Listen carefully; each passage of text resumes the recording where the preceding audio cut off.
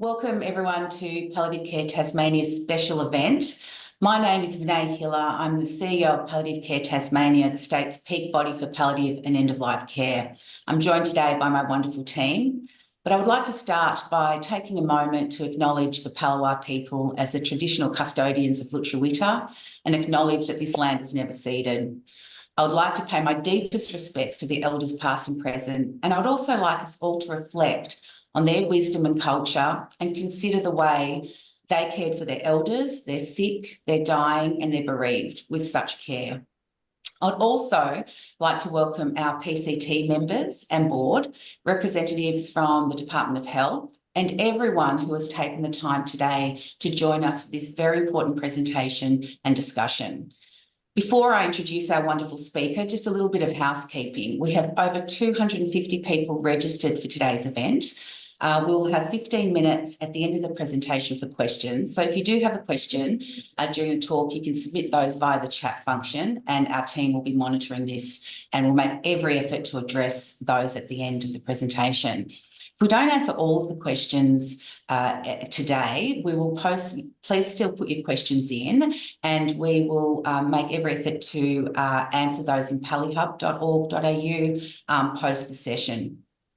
The session is also recorded and will be available to PCT members on Pallyhub post-event.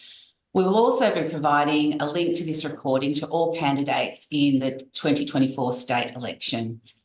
So now it is my great pleasure to introduce Mr. Bernard Salt. Bernard is widely regarded as one of Australia's leading social commentators. He's written 6 popular best-selling books, hosted a TV show on SkyNEWS Business called The Next 5 Years, hosted a top-rated podcast called What Happens Next. Bernard has also been a columnist with the Australian newspaper for more than 20 years. His column in the Weekend Australian magazine is highly regarded and widely read. I know I have. Bernard is also one of Australia's most in-demand speakers, so we feel very privileged to have him speaking for us today. Bernard was awarded the Member of the Order of Australia, AM, in the 2017 Australia Day Honours for his services to the Australian people via demography. Bernard might be best known for his in the wider community for his ability to identify social behaviours, including the goat's cheese curtain. And finally, Bernard is the person responsible for popularising the phrase smashed avocado globally. Bernard, welcome and thank you for joining us today to explore palliative care in Tasmania in the next decade. Well, thank you very much, Vinay, for that introduction, and thank you also to Palliative Care Tasmania for the invitation to speak. I'm very excited and thrilled to be talking about a subject that is very close to my heart. Yes, involves demographics, and I think that hopefully we can actually improve the quality of life for Australians as a consequence of this. Let's start by asking a really big question and ask: does Australia have the capacity to deliver world's best practice healthcare, or care for that matter? And I would argue that unequivocally we do. I want to show you the first slide, which is the 15 largest economies on Earth. This is data that is published every 6 months by the International Monetary Fund, and it's effectively a list. It's like a league ranking, if you like, of 195 countries ranked by GDP, that's economic output, expressed in US dollars. Here is the 2023 figures and just the top 15. And of course, I will go immediately to number 14. In fact, or 13. We might be only have 27 million people on the Australian continent, but we are in effect the 13th largest economic force on the planet.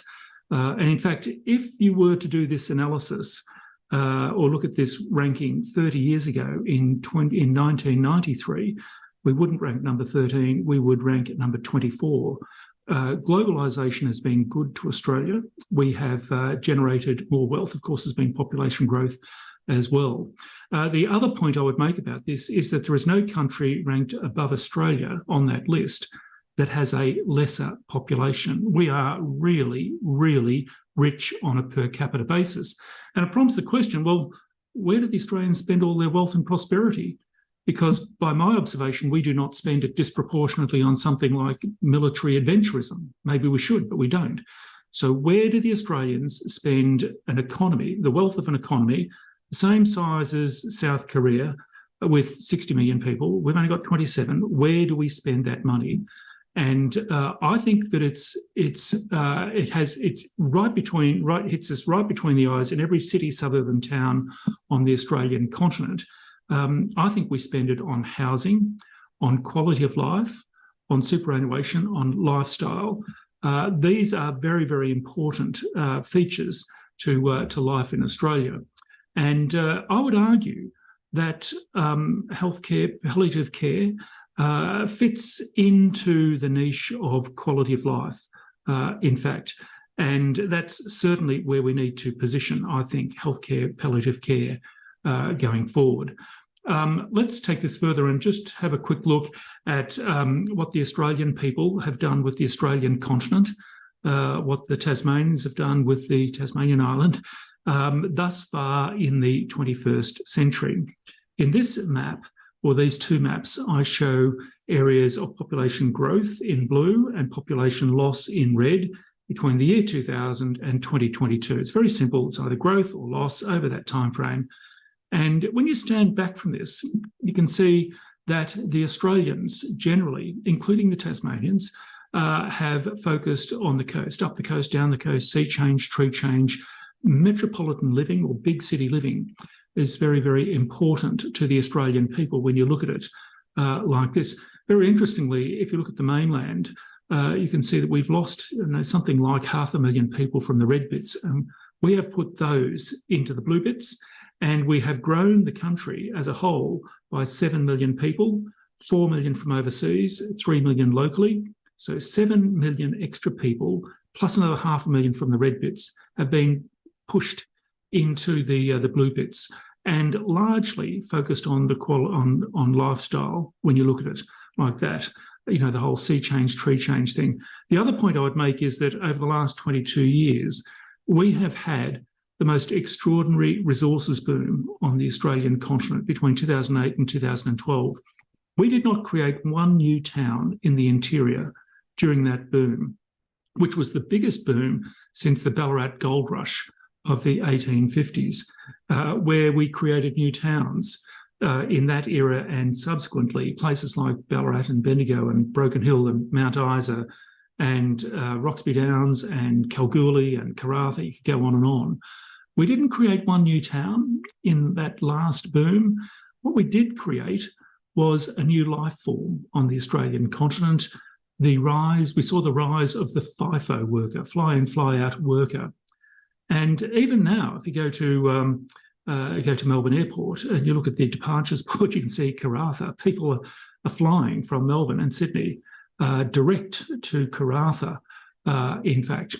And the reason why we're doing that is because we are focused on lifestyle. People would rather live in a capital city and actually fly to the mine, work for 2 weeks and then come home again, than actually remain committed in those areas. Now, what this is saying is that the Australians, their values, what is important to them, their obsessions, if you like, are very much focused on quality of life, lifestyle, housing.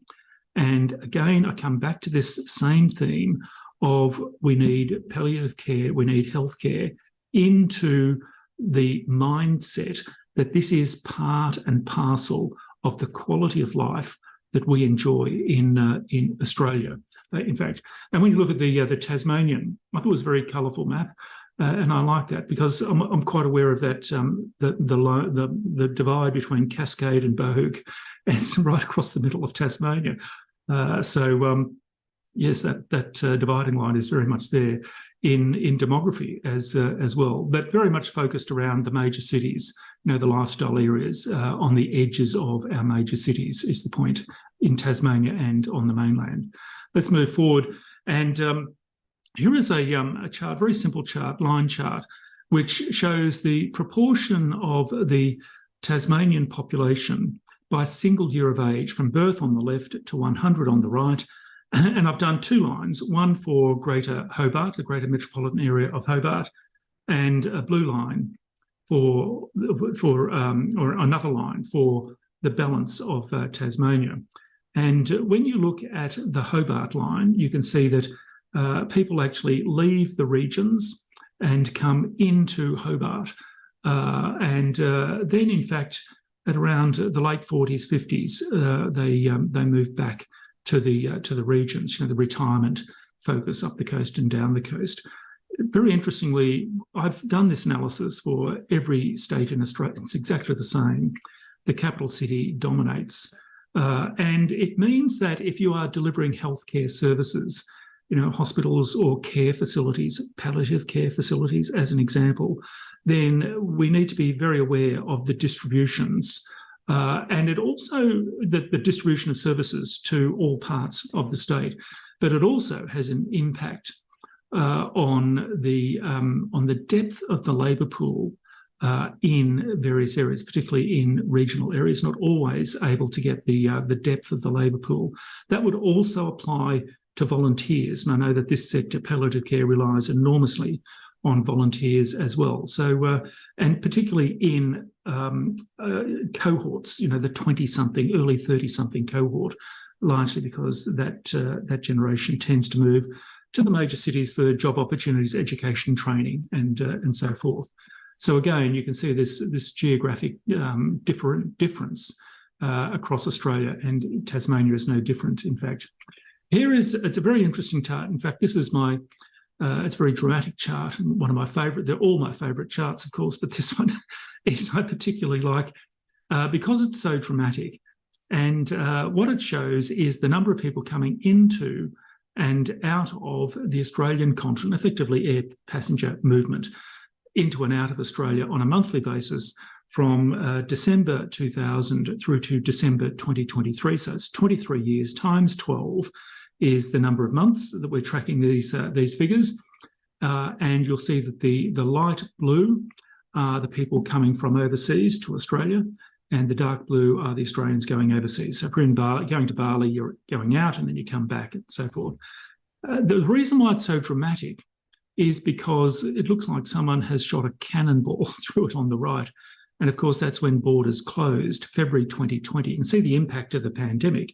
Prior to that, you see this nice rising curve, and then bam, the pandemic hits and blasts a hole in it. Very interestingly, you can see, well, we're coming back, but we're still not back to where we were. And my whole point here is that this in February will be a 4-year event, and we're still not back to where we were in passenger movements. What I'm getting at here is that the pandemic is almost akin to the effects of a war. The First World War was 4 years, plus the Spanish flu was 5 years. The Second World War was a 5-year event. The other point I make about this is, if you go back to the year 2000, there was about 400,000 people coming into and out of the Australian continent. You kind of get that. Just prior to the pandemic, it wasn't 400,000 per month. It was 1.2 million. That is a 3-fold increase. Imagine as a 28-year-old in the year 2000 going into aviation or aviation supply or services or property development, for example, as a business. You want to be in the right place at the right time with a demographic wind at your back. The demography here is showing that, well, aviation, travel, holidays, for example, has been a good business to be in fact. And this leads to the issue of ageing and palliative care. If you look at the way in which the demography is moving, you can understand the need for better services. When you look at a chart like this, you'd say, well, actually, we need bigger investment in better airports. And, that has happened at Sydney Airport, Melbourne Airport, Hobart Airport, as an example. But the other point about this is that with the impact of the pandemic taking, 4 or 5 years, and you think, well, my argument is that that's sufficient time for a nation to actually rethink its priorities. An impact of that scale, of that magnitude, of that duration forces people to rethink or reprioritise what's important in life. And we've been in this place before. We just go back to, say, 1915. Here is a photograph of a fashionable couple promenading in I got this photograph off the net. It's probably highly illegal, got it off the net. But I wanted a photograph of just what everyday people looked like in 1915, dressed smartly, I suppose. These people were promenading in George Street, Sydney, and you can see the top hat. It's very Downton Abbey and very Edwardian. This was the world that the diggers left to go to Gallipoli in 1915. We lost 60,000 men at Gallipoli and on the Western Front, out of a nation of 5 million. And you think that's an enormous, enormous toll on the Australian people at that time. The 1920s must have been there must have been an impact as a consequence. Well, let's just go 10 years forward. And it's another photo. Here's a photograph of silent movie stars Douglas Fairbanks Jr. and his wife, Mary Pickford, their late 20s, early 30s in age. And you see they're smiling, they're laughing. Out with the top hat, in with the straw boater. It's almost like it's a reaction to the death and calamity of the era of war. If you've stared death and destruction eyeball to eyeball for 4 or 5 years, what would you want to do on the other side? Would you be cowed into submission, or would you want to celebrate life? Have you ever seen the Charleston dance danced? It is a celebration of life. There would be a burst of energy, rebuild, recreate, procreate, create a better version of the world we have left behind. We fought for this, we've survived it, we've come out the other side. Let's celebrate. Let's reimagine boldly how life is lived. Women in Australia, of course, got the vote prior to the First World War, but it became more popular. Even the fashion sense changed over that time. Look at the cut of Douglas Fairbanks Jr.'s suit. You could almost wear that suit, although it might be just my fashion sense. But this is my point. We have been through, at a global level, as well as an Australian level, a period of great trauma, in fact. And on the other side of this, I think there is a national mood, a yearning, if you like, to reimagine boldly how you would want to live life. What are our priorities? Our priorities are lifestyle, sea change, tree change, lifestyle, investment in housing, so forth, quality of life, wellness, well-being, compassion. These might be the values of the post-COVID world. They're worthy values, I think, and certainly worth getting behind to create that better version of the Australia that we're trying to build for the future, and particularly when you see the demographics coming at us, a bit like a freight train, as I said in my title. You can't, I want to change the mood a little bit, you can't be in the business of demographics and not have cool acronyms like yuppies and dinks. And I have invented a number of these acronyms to describe different social tribes in Australia. Here's some of them. The first one are the pumpkins, P-U-M-C-I-N-S, and I suspect there might be a few pumpkins tuned in to this broadcast. Pumpkin stands for the professional urban middle class in nice suburbs. You can tell if you come from a pumpkin household if there's goat's cheese in the fridge. I think that our major cities, and I would include Hobart and perhaps Launceston as well, have what is called a goat's cheese curtain. It's about 3 to 4 kilometres around the city centre, and this is that sort of hipster lifestyle. Very, very, very separate area in our metropolitan areas. Then, of course, the kippers refers to kids living at home with mum and dad well into their 20s. They're known as kids in parents' pockets eroding retirement savings. And that's actually, it's a Californian acronym, which I've always quite liked.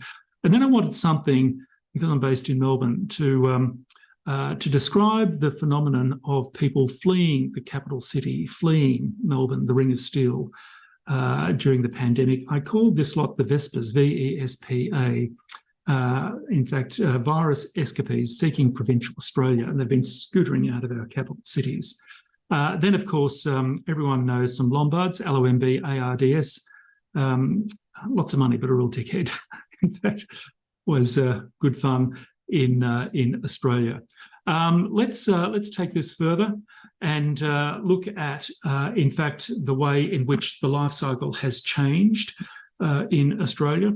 And you could do this for other countries, but the growth in life expectancy in Australia is amongst the best over the last 50 years or so. In 1950, the average Australian lived for 69 years. You qualified for the age pension at 65, so you promptly dropped dead 4 years after you got a pension. No need for a Gold Coast, because no one thought, oh, well, I'll retire and spend my retirement years, because you only had a few living somewhere else. No need for superannuation or retirement thinking or whatever. The teenager did not exist. In 1950, the teenager emerged a little later. So you worked for 50 years and you got a gold watch and then you retired. That's basically the way it was at that time. So very, very short life, but, not too bad in comparison to many other countries. 40 years later, life expectancy is now 77. So you've got 12 years officially in retirement. The Gold Coast blossoms over that period, pretty much during the 1960s and 70s initially. And the teenager makes their first appearance probably around the early 1960s, when teenagers were acknowledged as a separate life form, if you like. Kick it forward to today, and life expectancy is now 84. That is 19 years in retirement, although most Australians actually retire closer to, say, 58. That is 26 years in retirement. What are you going to do? Sit at home and babysit grandkids for 26 years? Baby boomers will not do that. I think they will reinvent that expanding stage of the life cycle. I think they're already creating a lifestyle stage of the life cycle between 55 and late 60s. In fact, then your retirement in your experience retirement in your 70s, and then old age starts at 80, although there's a movement to keep pushing that out, maybe 82, 83, in fact. And at the other end of the life cycle, you can see the teenage years, the nurturing years, have been extended. And there's a logic behind this. In 1950, the average age at first marriage for an Australian woman was 21. She would have announced her engagement on her 21st birthday. First baby tended to arrive about the age of 23. Today, traditional marriage is around about 28 or 29, first baby 29 or 30. So that's opened up the 20s for job opportunities, further education. The gap year is an invention of the last 20 or 30 years or so, because you trial living overseas or volunteering overseas or whatever. So you see these things are plastic, they're pliable, they're moving, they're shuffling. And in fact, when you look at this, you can see, well, actually the retirement post-work stage in life, whether you're lifestyling or old or retired, where we have to reimagine this, because no previous generation en masse lived beyond the working age stage of life.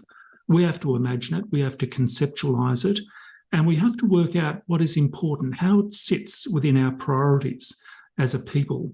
What is important to us? Can we afford the level of care that we aspire to give to people at that stage in the life cycle? And I answer that, yes, we should.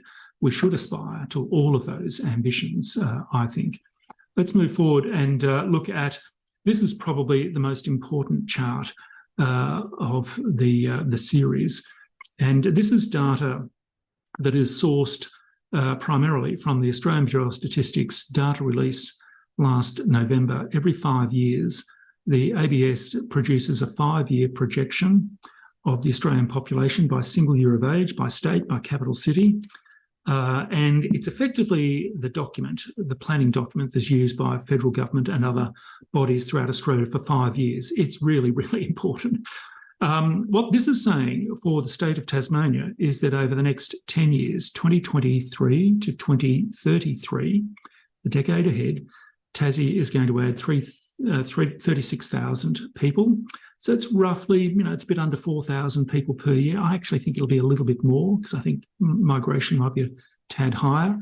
And when you look at the growth or the change in the single year of age population in Tasmania over the next 10 years, three surge points stand out. There's a bucket load of Tasmanians arriving or growing in their 20s, and this is the great studentification of Australia. You see that in every capital city around Australia. And then you have a surge in the 40-somethings, peaking at 43. These are the millennials. They are the children of the baby boomers. And for the last 20 years, they've been living either initially with mum and dad or living in a share house or as a single or as a couple, often in the inner city or wherever.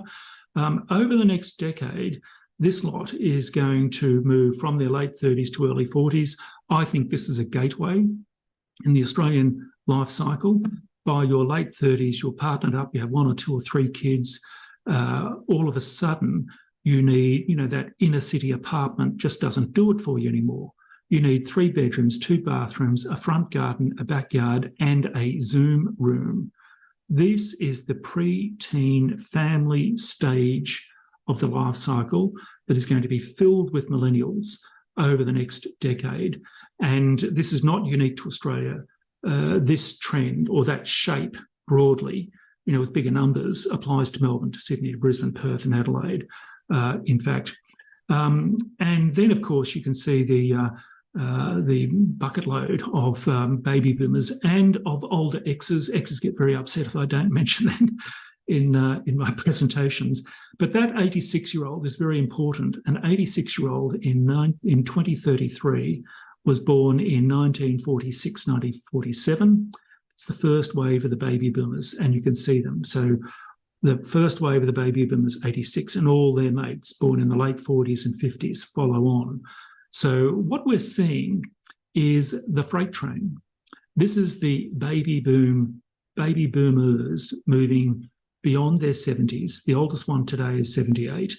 And by 2032, 2033, they are moving en masse well into their 80s and into the space of the frail elderly and high use of healthcare services and facilities, including, you would have to think, palliative care as well. Now, the other thing to note about this in Tasmania is a diminution of the 50-something demographic. And again, this is simply, the EXA valley, if you like, caused by the introduction of the contraceptive pill in the late 1960s and lower immigration to Australia in the 1970s, in fact, and also a diminution of the population in their 30s. So that might impact the worker base, so the volunteer base, the worker base. So, healthcare, care generally, volunteering would all be affected by this outlook, in fact. Let's take this further. I wanted to show you Australian figures, and then I'll show you Tasmanian figures to prove to you that Tasmanians are exactly the same as Australians. Here is the curve of people saying that they volunteer. It's from the census. And there are 3 times in life when you're most likely to volunteer: at 17, when you're at school; at 45, when you've got kids at primary school and you need to do tuck shop duty; then at 74, late 60s, early 70s, when you're out of the workforce and making a contribution, in fact. And there's another question on the census, what I really like, which is, have you provided care in an unpaid capacity? And this is dominated by women. Women are the people giving care in an unpaid capacity. It's not childcare or whatever. It's for other purposes. There's a separate question for babysitting or childcare. And it peaks at 57, and then it falls away. Why would providing unpaid care peak at 57 and then fall away at 58 and onwards? The reason is very simple. I think that a 57-year-old woman is looking after her 87 or 88-year-old mum or dad, or mum and dad-in-law. Then mum or dad-in-law or mum and dad pass on, and then there is this sense of freedom. They're released, if you like, from that experience of, and many people see it as a great honour to provide that type of care to a family member. And I have actually spoken on this phenomenon to a number of volunteering bodies across Australia, and they say, well, it's very interesting because we find that we get lots of anecdotal stories of women coming to us in their late 50s saying, I've spent the last 5 years caring for mum or dad or my husband's father and mother, and it was a wonderful experience, but they've now passed on, and I want to reconnect with that feeling of making a real difference to someone's life. And so if you are pitching a care service or volunteering request, you'd actually pitch it at women and hopefully men in their late 50s and early 60s, in fact. And then if you actually take those figures and then apply it to Tasmania, it's exactly the same. These figures are just for Tasmania, extracted especially for this presentation from the 2021 census. So I often turn up to a place talking about these demographic trends and people say, oh, it's very interesting for Australia, but we're different here. And invariably they're not. All Australians are pretty much the same from a demographic lens, in fact. And I think this chart proves that on these two measures, at least, Tasmanians are the same as mainlanders. Let's have a look at another really fun part of the 2021 census is where you look for milestones. This is where you take one census question and plot the results on a chart and find the peak year in which Australians do stuff. For example, on the question of what is your marital status, then people aged 23 are most likely to say my marital status is I'm in a de facto relationship. At the age of 28, people are most likely to say I am in a formal marriage. Doesn't mean a church wedding, it just means that I'm formally married to someone. At the age of 32, 50% of the Australian population own their own home, in fact. At 43, most Australians earn most income from full-time work in that year. So your peak income year is 43. If you're under 43, you've got good things to look forward to. Beyond 43, well, you know, it actually doesn't drop that much for about 10 years or so. At 46, women are most likely to say that their relationship status is divorced. In fact, for men, it is 52. At 55 is when most people will experience that they no longer have dependent children living within the family household. So you're kind of freed up to make other choices, relocate, downsize, downshift, sea change, tree change, I suppose. You can see the 57 peak of unpaid care. The Great Contentment relates to the period between 65 and 78, where according to the census, most people are least likely to experience depression or anxiety. The minute you leave work, depression and anxiety plummet. In fact, that's all connected to work, apparently. There's a question on the census which asks, what is your religious affiliation? People are most likely to believe in a God of some sort at the age of 88. The closer you get to God, the closer you get to God. But it also, I think, reaches back to an era of more traditional values when you think about it. The point is that spirituality is very, very important to people much later in life. And at the age of 93, people will report, in fact, 20% of the population in their 90s report through the census that they're either depressed, anxious, or lonely. In fact, I think we can do better. And I think that's the entire point of the work of wonderful groups like the Palliative Care Tasmania, and of course, a whole range of other groups, in fact. I wanted to bring something, here is that curve, which shows the response to the mental health question, you know, anxiety, depression, and plotted across the life cycle. And you can see that it peaks at the age of 23 for women. You know, maybe this is social media, you know, it's the pressure of making a choice in a relationship or whatever. The male figure is much, much lower. I actually don't believe that. I think the issue here, I think this is what that chart is really saying, that there is a male issue in confronting or talking about or admitting to or feeling comfortable to talk about the issue of mental health. I think that's what this is saying. And generally I find that, yes, that's what the numbers say, but what is the story behind the numbers, I think is the way, you know, I like to look at numbers. And again, you can see the 90s something, you know, up to 20%. being anxious and alone, in fact. Let's take this further. I want to show you the number of people in the state of Tasmania, again based on ABS figures, that is added to the 85 plus bucket. So this is the frail elderly, and between 1971 and 2019, so it's almost 50 years, and just prior to the pandemic, the number of people added in net terms to that bucket is roughly about 300, 400, 500, 400 per year, you would say, thereabouts.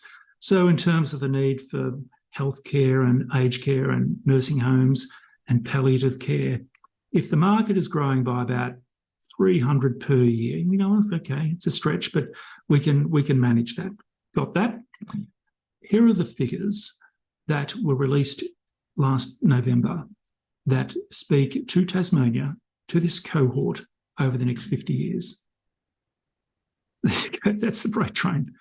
That is the freight train. So instead of having to deal with an increased demand of 300 people extra next year in Tasmania, it's 350, 400, 450, 500, 550, right up to 1,600 per year in 2032. That's the 1946 born baby boomers tipping across that 85 line. Now, because you're over 85 or 85 does not mean that you need palliative care, but I think to be fair about this, you'd say, well, you're kind of in the zone. And as a people, as service providers, you say, well, actually, this is coming right at us, and we can see the scale, we can see the peak. This isn't slowly stepping up. This is ratcheting up.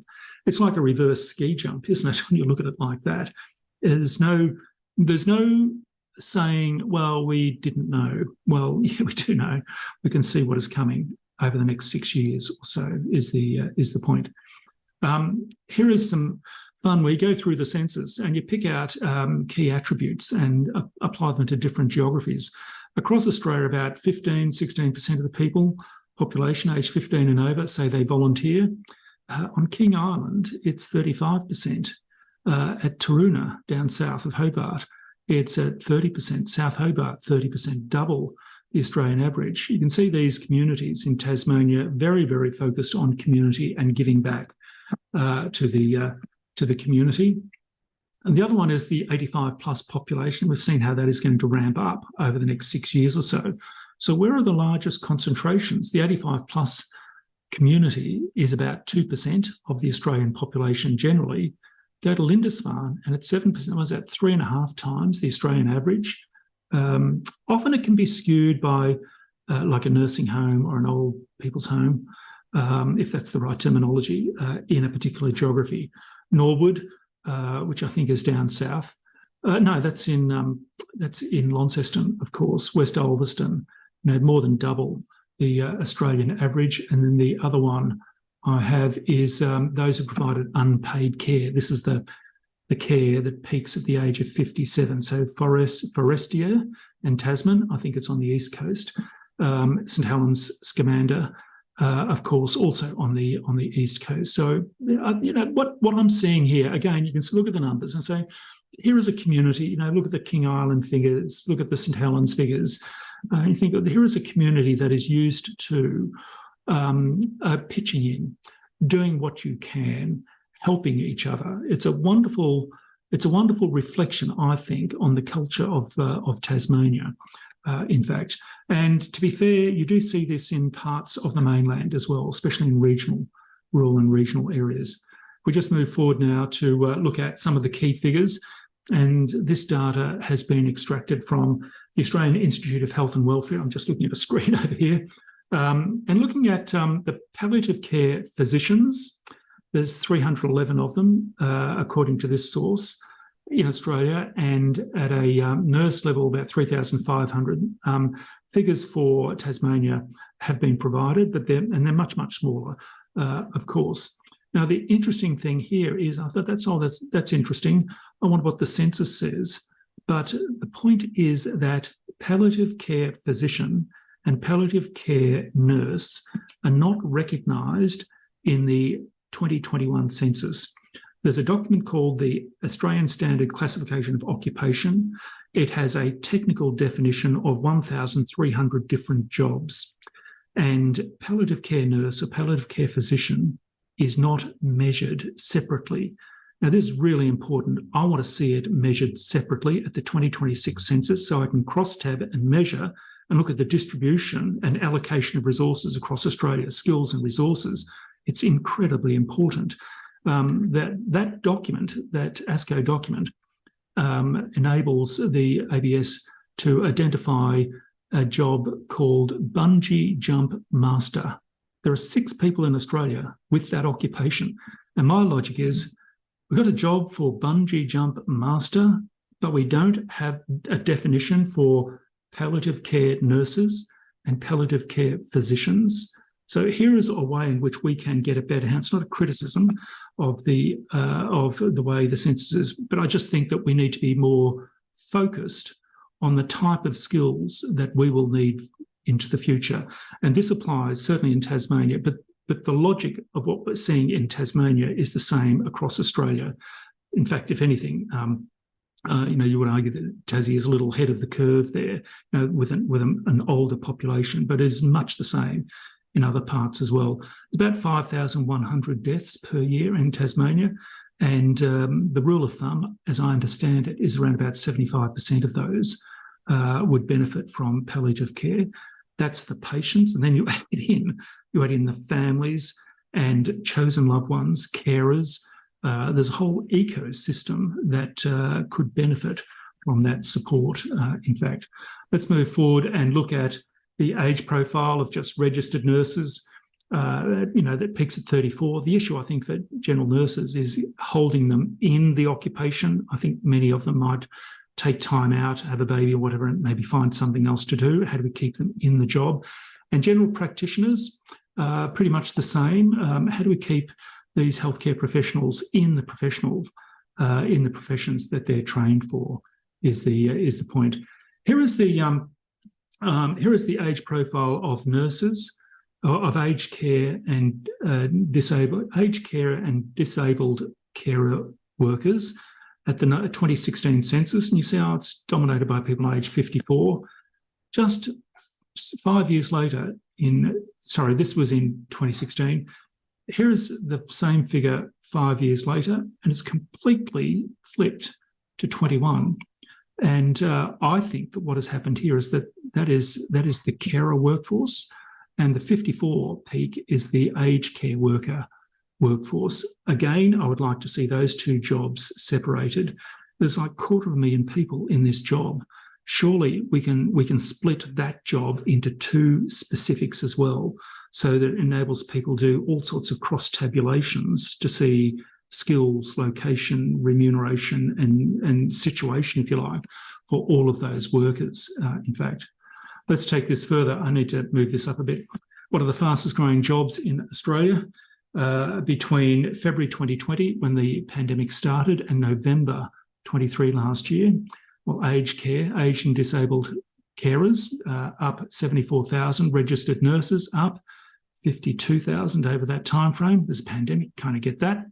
What jobs went backwards? Commercial cleaners, because our behaviour changed. We're working from home more frequently. And checkout operators. We learnt new technology, apps and QR codes, so therefore we don't need as many checkout operators, in fact. Here is, in fact, the some of the apps that we downloaded during the pandemic and before. Every Australian's favourite app is in the middle there, COVID Safe. I read somewhere that the COVID Safe app cost $22 million or something like that to develop, and that it identified 6 people with COVID. And if you, well, they were damned if they did, damned if they didn't. However, looking back, I think that $22 million was a good investment. And the reason is this. When we were told to download the app, baby boomers in Australia said, oh my goodness, we have to download this app. No worries, what's an app? How do I download an app? And then they thought, well, no worries, we'll just wait until our millennial son or daughter come on, visit on the weekend, and we'll ask them how to do it. And you know how this goes. You ask your millennial son or daughter how to download an app, and they say, "Oh, really, Dad? Give me a phone," and they do it in 2 minutes. Is that all that's required to download an app? I think that $22 million to teach 22 million Australians how to download an app was a good investment. We have lent into the use of technology, and especially the use of QR codes, click and collect as an example. You can go overseas and register your bags, go through customs and passport control without actually interacting with anyone these days, all done by the use of technology. We have leveraged up and become far more tech proficient. In fact, I didn't know how to deliver a Zoom call, didn't know what a Zoom call was 4 years ago, is the point. So we have become far more technically proficient, and service providers and customers or patients, I think, expect that level of technology proficiency or service option, if you like, going forward. I want to show you how we lived back in the 1960s. This is a quarter-acre block, 3-bedroom brick veneer, mum and dad, 4 kids. Dad works, mum's a housewife. That was the term at the time. If you wanted to visit this house, you would be taken to a good room at the front of the house. The good room is where you entertain guests and suitors. Suitors never got near a bedroom. Back then, very different, I can tell you. And off to the side is a mahogany side stand with a silver tea service. Let's kick that forward through to today and the post-COVID world. It's not a 1,000 square metre block, it's 500 square metres, and it is 4 bedrooms, not 3. It's 2 bathrooms, not 1. It's 2 income earners, not 1. And it's 2 kids, not 4. And if you were to visit this house, you wouldn't be taken to a good room at the front of the house. You'd be taken right through the house to the good room at the back of the house, past the open doors to the bedrooms, which means the bedrooms must now be glimpse perfect. And this has led to the pillowification of the bedroom over the last 20 years. Not 2, not 4, but 6 pillows, plus a little square cushion that is set to diamond effect exactly in the middle. I don't know what happens if you square up that diamond. No male has ever been game to touch that cushion. It's very, very precise when you think about it. We have become far more aspirational. We've become more well-to-do, relatively, over 30 years or more. And, in fact, become far more sophisticated. The back veranda now goes by the name of al fresco. And the 4th bedroom is given over to a Zoom room. Daryl Kerrigan had a pool room. We have a Zoom room. In fact, so let me get this right. You work from home, study from home, shop from home, Netflix from home, telehealth from home. We will expect care from home going forward in the lifestyle home, reimagined in the post-pandemic world, post-COVID world. And then, of course, just some key points. I can't seem to go anywhere these days without talking about smashed avocado. So I'm going to tell you a story about smashed avocado. I have a column in the Weekend Australian magazine, and about 6-7 years ago, I wrote a column about baby boomers wandering into a hipster cafe. And this was all done as a parody on middle age. And I made the point, as a baby boomer wandering into a hipster cafe, they whinge to each other. Say, I can't read the menu because the writing is too small. Can't hear myself speak because the music is too loud. I can't sit on a milk crate because that means my bottom is lower than my knees and I can't get back up again. And then you secretly whisper to each other, because you could never say this out loud, look at all these young people eating smashed avocado. Shouldn't they be saving for a house? It was all done as a parody on middle age. Of course, Twitter came along, took just that comment about young people and said, Bernard Salt said this about young people. What do you think about that? And without the context, it didn't look good.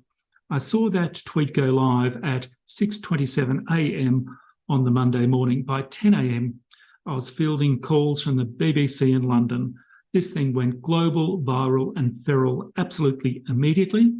It made the newspapers in Caracas, Venezuela. I was pretty impressed with that one. But what I really liked was the memes that surfaced about 3 days later. This one in particular, I stopped eating smashed avocado and now I own a capsule. So it's pretty good, that one. And you think, oh, that's it. Like 7 years ago, the Australians have let go of smashed avocado. Not so. About 4 years ago, I received an anonymous email with a photograph attached of a defaced road sign about 13 kilometres outside the Victorian township of Avoca. And this photograph shows that Australians are never letting go of the smashed avo theme. Here is that road sign.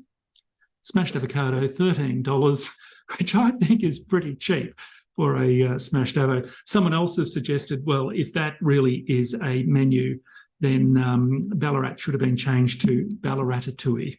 Thank you very much. And I'm happy now to pass back to Vinay or whoever to chat about questions. Thank you very much. Thanks, Bernard. It's Ian here. I've just been keeping a bit of an eye on the chat and on the questions, and we've had a couple of questions via email and a couple of questions and a comment. Sure. But if you don't mind, can I field those to you now? Yep, please do. So, first of all, from an email, we got the question of what top 3 things do we need to do right now to fix this? Well, look, I think firstly, if I was in a position of authority, I would want to verify the figures. So I just get my technical people to make sure my figures are right. I can assure you they are right, but it's always good to get them double checked. The next one would be, again, maybe it's the way a demographer sees the world. You can never have enough information, never have enough data. I would be strongly lobbying to get the term palliative care physician and palliative care nurse as a separate job classification at the census, like 3,500 nurses and 300 or 400 doctors in this classification, so you can start measuring and comparing that data set. In fact, and the final one would be to start positioning palliative care as one of the core values of the Australian people.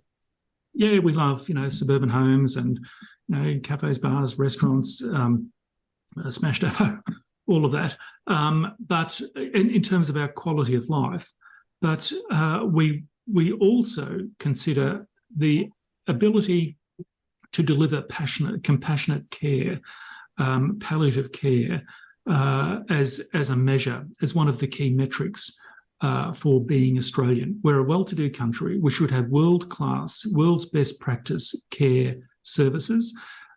We have, a demography that is ageing, and especially from 2032 onwards, you would say.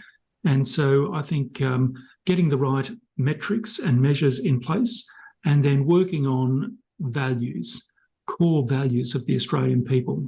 Yeah, palliative care is something we all believe in and we all have a stake in. It is a core value of the Australian people, and we're proud of it too. We should be proud of it. Fantastic, thank you. Another question.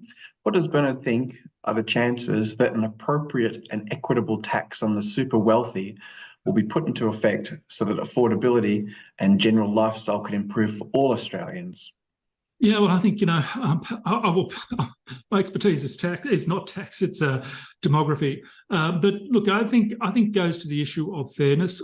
I think one of the core values of Australia, and you could probably go back 200 years or more and say that Australians have always been very focused on the issue of what's fair, fairness. Even fair go, mate, is an Australian term.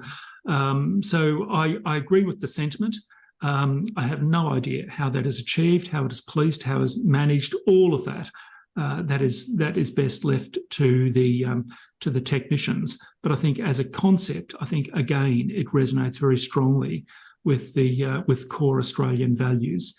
I can't express this enough, really, that when you look at demography for as many years as I have, and even in my demographic world, I look back hundred years in Australia and forward, that you want to be in a business, you want to be in a service that aligns with core values of the Australian people, and it gives you surety of employment, or surety of your business, or surety that your service is going to be required going forward. So yes, this is a core value, and we want to keep it as a core value going forward. Thank you. And another question, and this is obviously referring to the demographics that you showed in the presentation around caring. Why should women be targeted for yet more unpaid labour, particularly in the light of recent gender pay gap information? Women are already seriously at risk of homelessness and poverty due to lower pay than men. Is it not advisable to reverse the exploitation of women's time, labour and work? Well, that's true. That unpaid care being predominantly delivered by women is not my recommendation. It is my observation of what the census says. And that can be a base for others to say this needs to be corrected, which is perfectly fine. And then I will look forward to making those observations of how things are the 2026 census. But again, I think that, again, that comes back to the question of the sense of fairness, that Australians have very finely tuned radar when it comes to that issue. So let me just restate. I'm not saying that that was right or wrong for that matter. It's an observation of where the situation is at the moment. And if it can be balanced out, then well and good, if that's what the Australian people want. Thank you. We've got a comment that the word pillowification is awesome. Thank you. I think that's my great contribution to the literary world. It's not my columns. It's my capacity to make the goat's cheese curtain. But pillowification, everyone loves that. I've turned it into a verb. Is that right? Yeah, it's a verb, isn't it?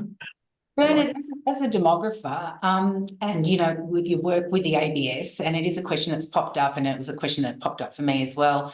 How open do you think the ABS are to creating new subcategories? Do you have a line of sight on what that process looks like? Was there another category added recently that you have a line of sight on? Because it is an advocacy piece, I know, for certainly for Palliative Care Tasmania, but also for the other state peak bodies and potentially for Palliative Care Australia. Because what measuring these core roles and teasing them out even further to other palliative care generalist roles as well is really very important. The data gap is extraordinary in this space. So do you have a line of sight on what that looks like from an ABS perspective or a process perspective? I've never recommended to any client previously that we need to create a special job at the census. But it just makes so much sense from my point of view. The Australian Standard Classification Operation, or whatever it is, ASCO, I think it's called, which is the document that sets out the definitions of all those jobs, is updated. I think it is due to be updated. And the ABS, I think, the calls for thoughts from people in industry about, what do you think should be on the 2026 census, those sorts of things. And it does need to change to accommodate new jobs, like web designer, wasn't there like 30 or 40 years or so ago? Theoretically, they should be very open to jobs, and especially to jobs I would have thought that are reflective of the skills that we need to manage modern society. Very interesting, of those 1,300 jobs, there is no job called influencer, as an example. And you would have to say that could pop up in the 2026 classification. It's just struck me as odd that, the job with the lowest, the definition of the job with the lowest number of workers, bungee jump master, has been there since 2011, 2016, 2021. It's still, it's less than 10 people in Australia, and yet we have jobs that, like palliative care nurse, palliative care physician, that I think are critical to managing what I can see coming down the pipeline going forward. So they should be receptive to this. It seems to me to be a common sense. There might be a reason why it's not, but I can't see it. We'll investigate further, I think. Thank you. Look, we have a number of other questions, but what I might do, given it is 2 o'clock and we thank everybody for being here, we might grab those questions, Bernard, and speak to you post this session, and we will pop up some of the answers and some of your responses to those questions, if that's okay, in our Pally Hub. So we'll do that offline.